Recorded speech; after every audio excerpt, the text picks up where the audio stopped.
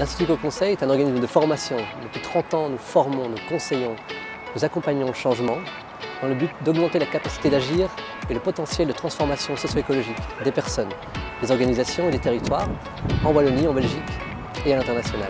En plus de 30 ans, ce sont 1000 professionnels du développement durable de l'environnement et de la transition qui se sont formés chez nous. Ce que je trouve assez remarquable dans l'Institut Éco-Conseil, c'est l'approche qu'on retrouve nulle part ailleurs, je pense, avec ce sens de l'ouverture, le réflexe de se former en continu, et la capacité d'écoute et de prise en compte des différentes postures, des différentes visions du monde. Éco-conseil, ça ne veut pas juste dire environnement ou écologie, ça veut juste dire ça aussi, c'est très transversal et ça nous permet d'apporter tout un tas de nuances, mais aussi de dimensions et de lecture de ce que sont les enjeux environnementaux aujourd'hui. On nous pousse vraiment très vite à prendre confiance dans ce qui nous intéresse, c'est-à-dire que par exemple les questions féministes, pour parler de moi, je les ai un peu amenées à l'éco-conseil en disant mais en fait ce serait intéressant d'en parler et on ne m'a pas dit ouais non pas trop, c'est pas des trucs qu'on fait depuis 25 ans, non. On m'a dit ouais au contraire vas-y, on m'a ouvert la porte super grand. La méthodologie de travail, c'est une méthodologie qui permet de s'imprégner des différents secteurs, différents lieux, des structures dans lesquelles ces éco-conseillers se retrouvent et de proposer des solutions adaptées à ces enjeux.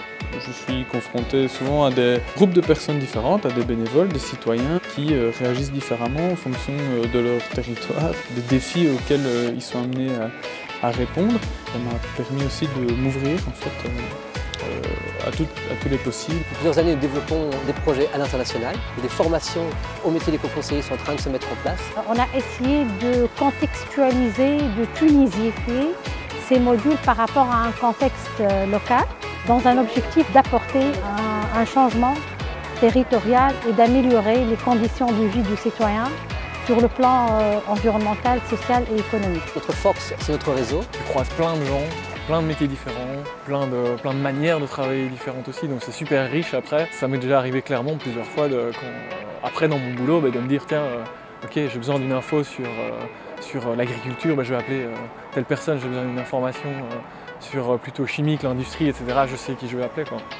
J'avais besoin de comprendre ce que je voulais faire dans la vie, je n'avais aucune idée du job que je voulais faire et ils m'ont clairement donné cette possibilité à devenir ce que tu as envie de devenir. Donc, et ça c'est clairement un tout grand merci à eux de m'avoir aidé en tout cas à faire cette étape-là.